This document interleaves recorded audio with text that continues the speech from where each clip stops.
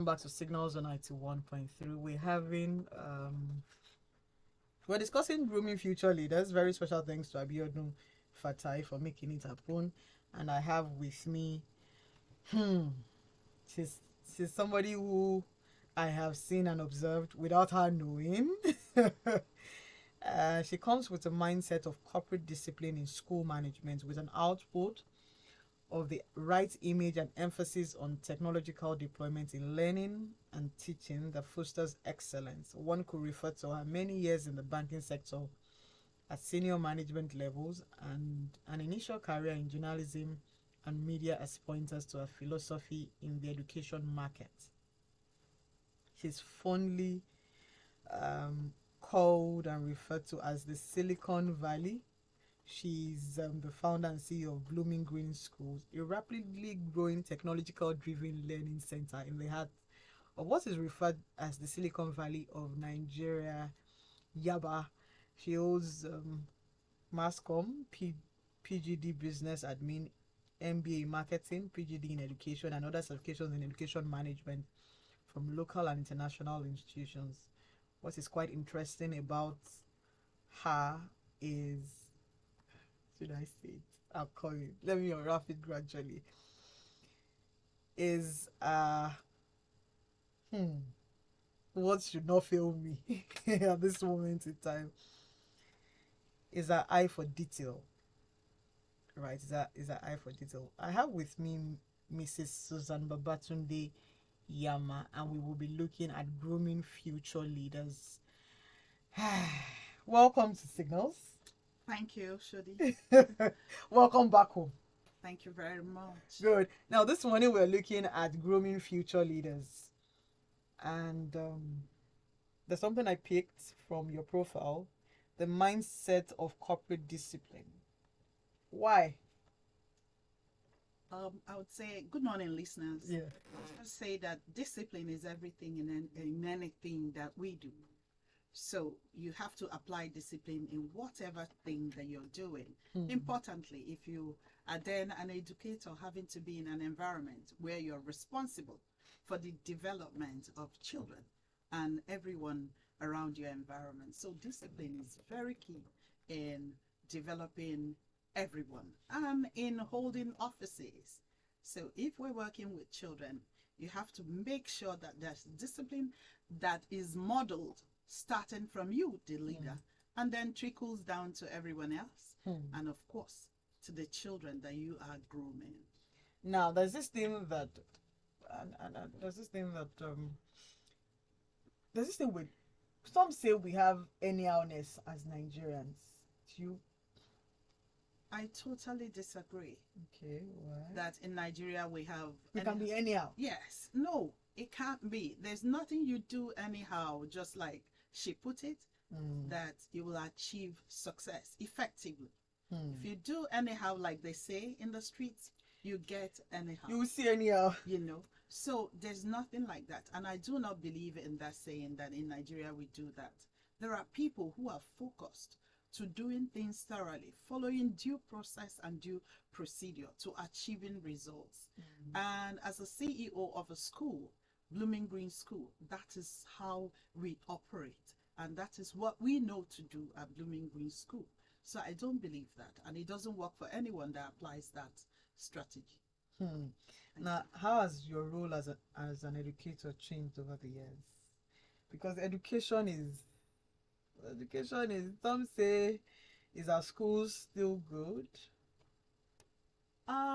For whatever you do, whether education or anything else, I'll narrow it down to education anyway. Go ahead. Whatever you do, you have to have a mindset first. You have to be passionate of what you're doing, and then you apply critical thinking, emotional strategy, and intelligence to achieving what you're doing. So as a CEO of Blooming Green School, we are committed to excellence, and to achieve excellence, you must apply discipline, critical thinking, emotional intelligence. You have to train, you have to be equipped with that which you're doing. So in education, a lot of these critical things must apply. You cannot just wake up and get into the industry that fosters development in children, young minds. You must be ready. You must be passionate. You must be disciplined. You must be resilient. You must be strategic. Everything is focused on delivering results on the children and grooming youngsters who will take over the future and be effective and do better than the generation that they are succeeding. So that's the strategy. That's what I believe in. That's what will work. Okay, that's an emphasis of what will work. We're grooming future leaders, and that's what we're discussing this morning. And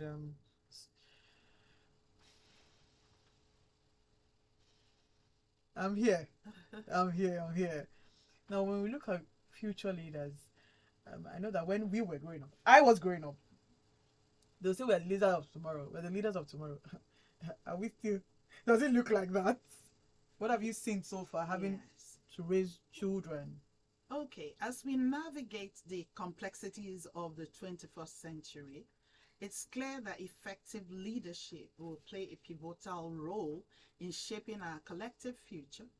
As educators, then, parents, and mentors, it's our responsibility to groom young leaders who will drive positive change and progress.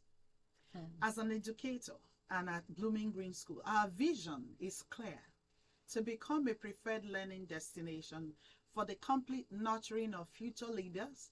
We believe that this journey begins from a young age, where we lay foundation for rigorous, sensitive development of the mind, intellect, and character. Our mission statement reiterates this commitment, redefining early childhood education through character grooming and eclectic teaching approach. This approach enables us to harness the innate and obvious potential of each child, nurturing them into compassionate, innovative, and courageous leaders. You would then ask, how do we groom young leaders? Firstly, we must foster a growth mindset, encouraging children to view challenges and as opportunities for growth and learning. Secondly, we must model the behaviors and values we expect from them, demonstrating empathy, integrity, and resilience. So I'll stop for now and then listen to you. Early childhood education, what's the difference? Some say Montessori, there's early childhood. It's almost the same thing. And then there's normal going to school. How does that affect children? What affects children is an intentional environment. Okay. Equipped with 21st century learning resources, whether it's a typical Montessori or a school that's, let's say, runs a curricular blend of British, Nigerian, or even a typical Nigerian curricular-based school. What's important is the intentionality to groom them to be able to meet 21st century learning outcomes. I think that's the basic thing. Who is at the helm of affairs? Who are the teachers involved or members of staff that are grooming the children? What is the mindset? What's the vision? What's the mission? What do we want to achieve with these young minds? When we say early childhood education, we know that some of the things we experience as adults when we were young have informed some of the decisions we're taking even now as adults. So it's important to be very intentional with the young minds, these young children. The Gen Alphas. Well, we have little Gen Z and Gen Alpha. They have given all kinds of names, but for me, what's important is you have young children in your environment, learning environment. What's the intentionality? What do you want to achieve with them? What's the learning outcomes, whether academically, physically, mentally, emotionally? What do you want to achieve with the children that you're exposed to, that are exposed to your environment? So once as adults, educators, this is our mindset, we'll be able to groom them to helping them to achieving that which we desire as a society. That's basically what it is. So it's not just about Montessori or Nigerian-based curricula or a blend of it. Is whatever you are doing it well. Having a hang of it, knowing how to apply it, and then ensuring that the children are learning. And in all ramifications, it's not just enough to teach maths, English, and science. A child that is not disciplined, a child that is not emotionally intelligent, age appropriately, okay, is not able to learn and produce the outcomes that you as a school or a school owner or parents desire. So it's something that everyone has to be intentional. We educators, we have to be intentional. Our curriculum must be centered around the children. Have a child-centered environment. Concentrate on what you're meant to do with them. Give them value, which in turn gives the parents and the community the value that we all desire. So there is no need. Humor me a little bit. Let's walk through this conversation. Right. There's a divide that says that the Nigerian education system needs an overall, right? That okay, it's not working. What they taught us back then and what is being taught now is quite different, or they're just still regurgitating it. Okay. And there is no upgrade in our curriculum. Okay, so I can explain it this way. Curriculum is ever evolving. Okay. We are in the 21st century period. We cannot teach exactly the way we were taught in our time. We cannot teach exactly. By the way, my mom is a retared head teacher. We can't. So it runs in the family. Yes, we cannot teach the way they were taught and the way they thought. This is a time where we work with devices, electronic devices, and that's the now, that's the future. So if we dwell on how it was, it means you use a blackboard, right? And whether they are paying attention or not, you can't teach that way with the 21st century learners. So you will go with the trend. Education is dynamic. You must always review, evaluate your curriculum to suit the 21st century learners so that wherever they are in the planet Earth, they will be able to fit in. They won't be like fish out of water. So curriculum must be reviewed constantly. It has to be reviewed. So now, and in reviewing it, those who deliver it, the teachers must be trained according to the century, the 21st century time. And the children will be taught in that line for them to fit in. So there must be devices, the environment must be e-ready, electronically ready. There must be IT department. They have to go with the trend. And the school has to go with the trend. Training has to be so. And you look at for these children. In fact, this generation, we have very smart children, is just to make sure that you harness all in it and obvious potential. That begs to all we aunties and uncles at home. When you people send us assignments, those assignments that we cannot answer, please can we send them back to you? Of course. Those assignments can Let be very. me explain how it works. In Green School, we teach our children. We work with home. There's a synergy between home and school. It has to happen. It must happen. Because while we're in school, we're not at home. So if the child is also engaged at home, there'll be feedback. We have feedback mechanism and channel where we would know that the child went home and couldn't understand the homework. What we usually would tell our parents, because we have a family community in Blooming Green School. Okay. So we would tell our parents that if the child does not understand it, send it back to us. Just a little communication through our communication channels. We will receive that. We will work with the child. But then we also encourage our parents to look and see if our child wants to play and then says, I don't understand. Those sort of things. But this is how it is, because the way we have been trained is also not necessarily how those at home they have their own careers and all. Yes, so we don't expect that it's everything that they will know, but most times we know that our parents do know as well, and they reach out and we fix it. It's our job anyway. Let's send them back to you. Now it's Signals on 91.3. If you have questions for Susan Babatunde Yamah, she is the CEO of Blooming Green School, and we're discussing grooming future leaders. It's very important that we groom them. If you have questions, comments, you can send us a WhatsApp message 0809 234 5913. Let us touch a bit about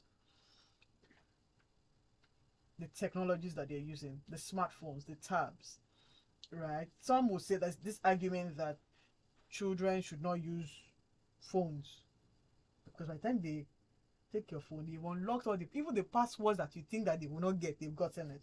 Now, what are age appropriate devices for children? Well, as a school, Yeah. we have our ICT department. We also encourage that children would have tablets to work with Tablets. because this is most of our learning are also technologically driven. So they have a need to have these things, either mom's own, dad's own, or sometimes theirs. But there has to be security. Okay, security. Some sites are blocked.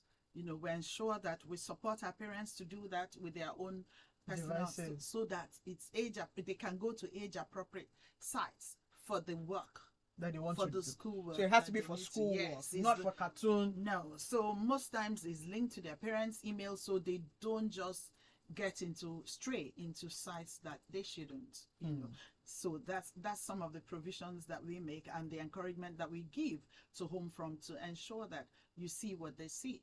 Now there has to be a balance. Yeah. These devices are meant for the children to do their schoolwork. So parents and Guidance and all guidance, that. Yeah. whoever the adult that's with them at home has to see that that's it. There has to be screen time, where you allow the child, okay, do your homework, do this, do that, and then you shut down. So what we do is we encourage parents that we know that sometimes you're very busy, you want to give the child your phone when to they want start the to child come. off. No, we have to manage this because the devices can also be a huge distraction for the children. So there has to be a balance, but that you take it away completely from them, that can work. Because this is 21st century. They need to work with some of these devices, but it has to. Children are also sometimes under pressure. Okay. It's just to strike a balance. There has to be a routine. There has to be structure. They wake up early. They're coming to school. They finish. After school, they go home. They have work to do. So there's a structure. There's a timetable for homework so that you know when they should and when there's nothing. They're also, because they're developing, they should also be allowed to have playtime, nap time, and all. All those things would be a balance for effective development and growth for a child. So that's exactly what So it is. for somebody who's listening and is like, Mrs. Shama, what's the time frame? He has come back from school. How many hours should I give them? Because I know that children need structure. Yes. Right? Children need structure. So how that someone is listening and saying, what time? They've come back from school at 4 o'clock. What time should they go to bed? Because some children don't go to bed until 1 o'clock. And they know that they're going to school. So my advice would be that this is case by case basis because it depends on the homes.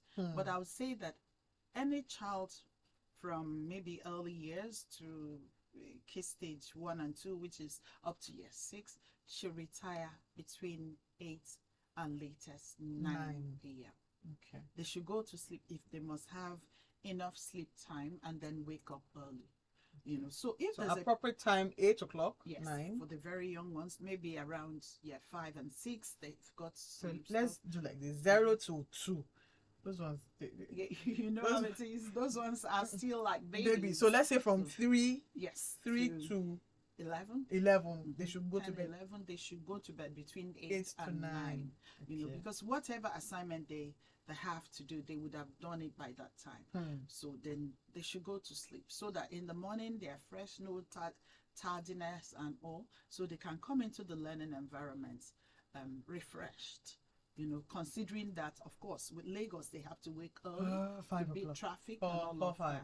And then even going home, they have to also face the traffic and getting home. So it has to be structured. Like I said, it's case by case basis, but this is my advice because it depends on how the home is running. But effectively, between 8 and 9, a child that age should go retire, to school.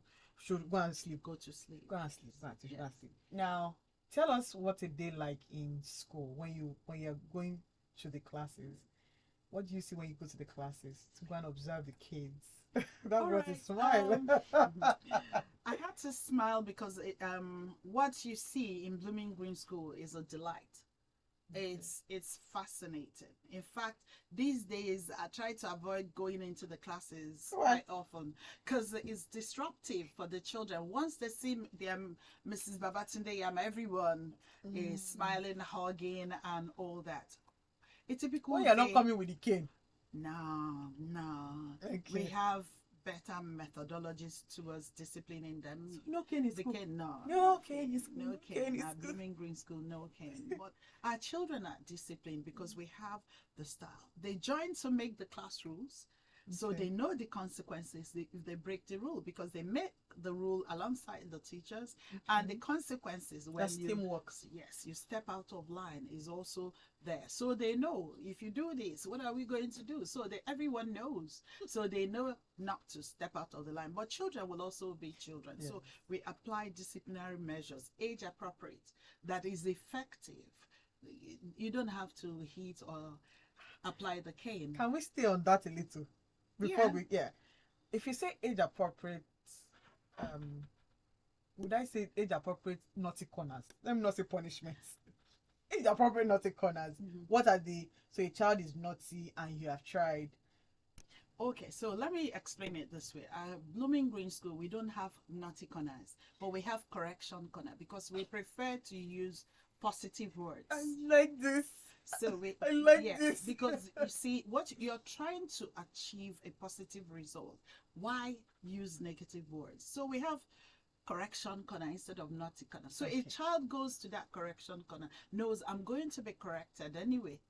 Now, a child that knows about naughty corner, every time you say you're naughty, go to naughty corner, sooner than later the child feels there's a thick skin develops. The child thinks they'll take me to, so I'm naughty anyway. But correction corner has a positive note signal to their in their minds that okay, so I'm going to get corrected. And there's a limit to how many minutes you keep a child there, because children can build a world around themselves in any circumstance. True, very true. Any circumstances, you send a child to that corner and you forget the child develops a world there and begins to do other things there. So there's a time, and everyone knows it's part of our policy. When a child goes to correction corner, these are the number of seconds or minutes, and the child comes back to join others. So there are so many. When I say age appropriate, for instance, a child that's 5 years has done something, and we have methodologies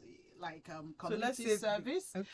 So it has to be age appropriate. It can be that the child will be the one that would, instead of using negative stuff, the child will be the one that will be sharing pencil in the class every time. So you're grooming the child for leadership.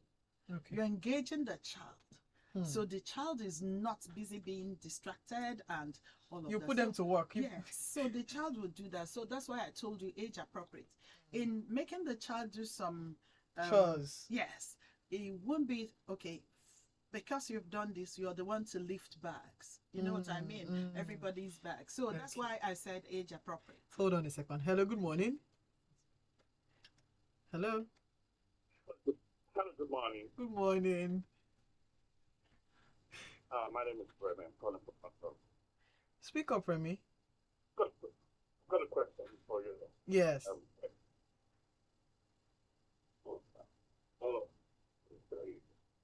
Remy, we can't hear you. Hello, Remy. Okay, that would be nice. Remy, please do call us back. You can also call the WhatsApp line so that we could pick whichever one goes. 0809 234 5913. 0809 234 5913. Now, while we're waiting for our calls, and if you have questions, comment, WhatsApp 0809 234 5913. Now, age appropriate correction corners. Yeah, good. It's okay.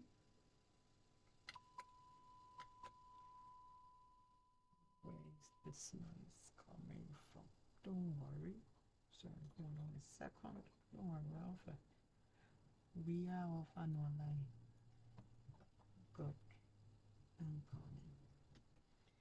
Welcome back to Signals on 91.3. We're discussing grooming future leaders with Mrs.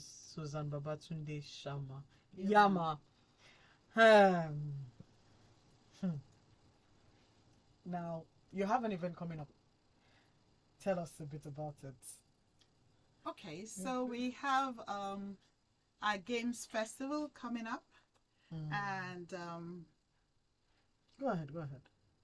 it's an event we always look forward to every 2 years because we know the importance of sporting activities. It's time to play. To the development of young minds and, in fact, everyone.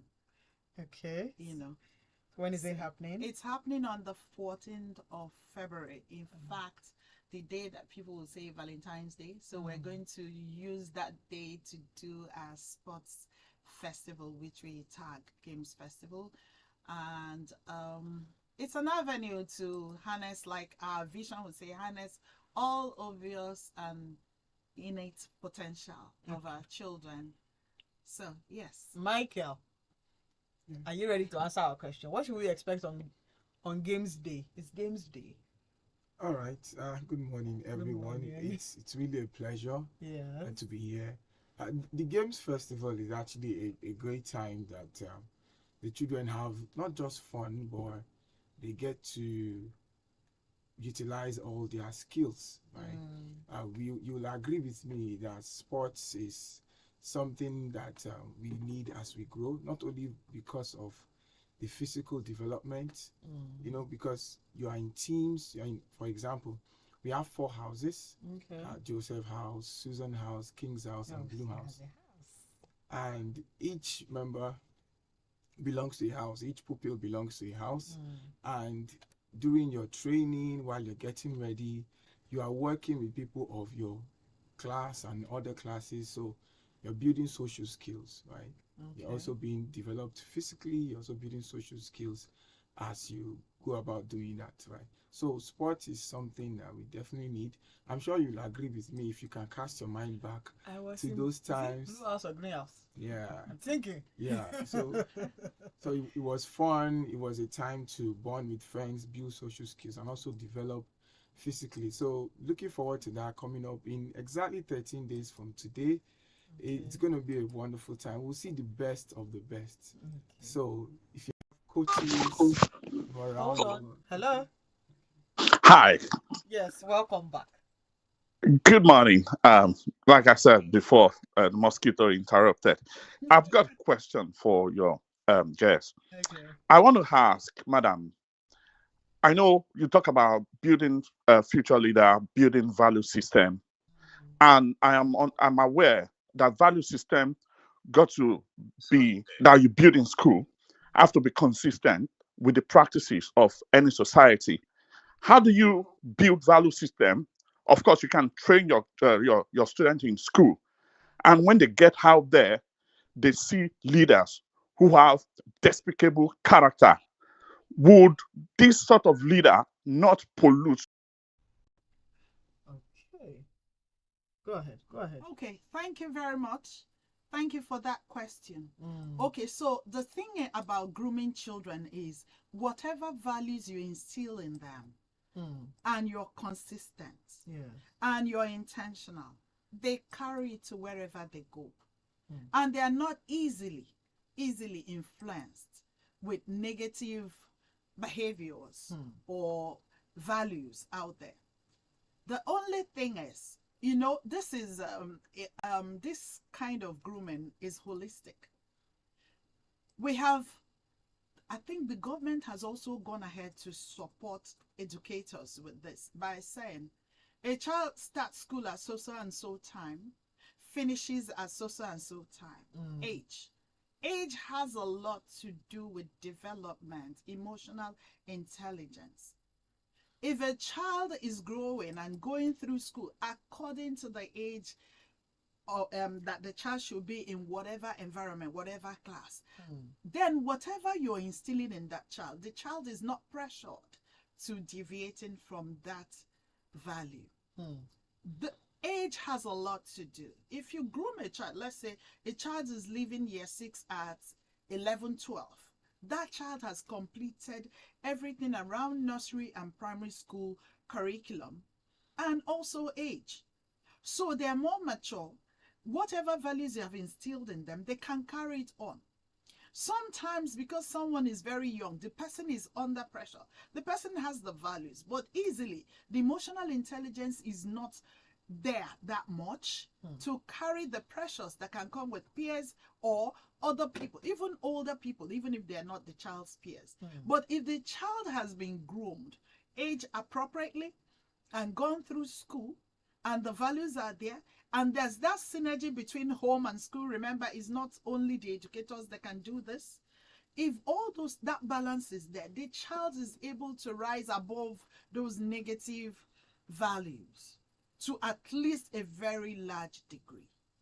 We have done this, we have seen it happen, and we can testify. So it's something that educators, community, family, home, school must look into seriously. It's about time that we all aligned with this development about age and school. Age. When to leave certain class, when to move to the next level. It is very important. At least the people that brought this education to us, that's what they apply. Especially in Nigeria. We know those who colonized the country and all. The education they have brought to us, they have certain ages where a child should go to the university. And it is a time when the child has become a young adult. You do the crime, you do the time. There's a reason for this emotional development that they apply. So it is important that we go that route in order to support the children, both home and school. Thank you. Okay, I hope this answers your question. We'll go for this short break, and when we come back, we have 2 more questions to answer, and then we'll wrap up. Don't go anywhere. It's Signals on 91.3 Lagos Talks.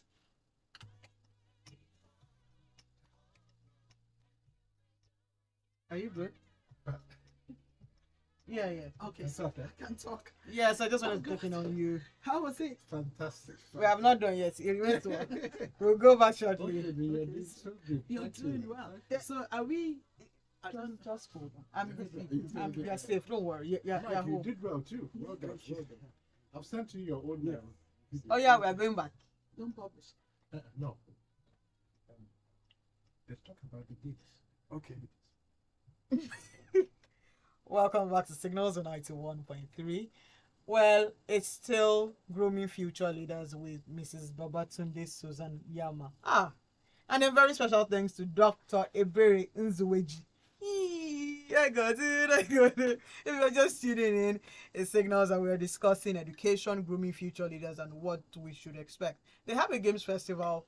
When it's game time, everybody's bonding together. I think games are very good for everyone to come around and bond. Well, now back to you. So far as an educator, what have you seen about the Nigerian educational system? I need you to come up first and tell us, what have you seen so far? Growth, adjustments? Yes, there's development, there's growth. We may not be exactly where we want to be, but we're not stagnant. Do you think we can rival other educational systems? Yes, if we put our minds and our acts together, we can, because we have the resources in human. We have the human resources to work with, to groom them, to be able to deliver like their counterparts. And our mindsets have to change. We have to understand that we need to review, evaluate, and keep reviewing and evaluating our curriculum. So there's a lot of hope. There's a lot that's happening. I know that the Ministry of Education Quality Assurance Department, they're doing so much to ensure that things are much better than they were. You know, they are intentional because we have encountered them. By the way, our teacher, one of our teachers, became the best private school teacher in Nigeria, 2024-2025, right now. Yes. So we know that they're doing a lot to ensure that education gets to where we're meant to be. They're working on it. And we, the people that it's like a team of players, football. Those that are playing in the field are also becoming more intentional. So I believe that things will get a lot better. We haven't gotten to where we're going, but we sure are not stagnant. Where do you think the future of education should be in Nigeria, from your standpoint? Okay, from my standpoint, we should be able to, generally, I'm not saying to have, maybe some private schools do their own thing and get to the, but generally, public school, government school, every school, education, maybe primary, nursery, primary, secondary, tertiary, every part of arm of education should get to that stage where we can compete favorably. It doesn't have to be one school taking it upon themselves and doing it. Okay. Yes, so I expect that to happen. And with the intentionality that we are seeing, I believe that we'll get there. Okay. So you know why I asked? You have, mom was an ed teacher. Yes. You have now entered inside. Yes. Right? And these are two different generations. And with this coming generation, how can we strike a balance? Because there's this disconnect between the Gen X's, the boomers, the millennials, the all the generations. It almost feels like the generation before us don't understand the present generation. The next generation doesn't understand the next generation. How can we connect and say that, okay, we walked in your shoes, right? Because sometimes Nigeria looks like that father that is like, I've been there before, enter it, do it, and all of that. How can we begin to understand one another?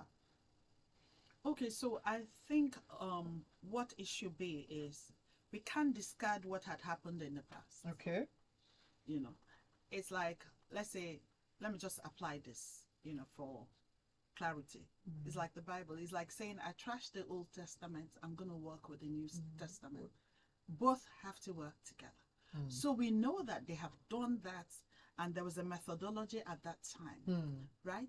Not that we discard it. There are few values to pick from there. Okay. But we have to go with the times. We have to go with the trend. Some older generations like, there's nothing here. It's been happening. No, it doesn't work like that. Okay. Because at that time, like I said, my mom is a retired head teacher. Yes. They didn't have computers. Okay, that is a box. Right. Box. You see, everything in this present and in the future revolves around that technology. And you can't dwell in the past and not move with the future. And the future is fast, is moving with the speed of lightning. So we have to invest, government have to invest, even in public schools, into technology and ensure that the teachers and the learners are moving with the trend. I do know that most private schools are already on it.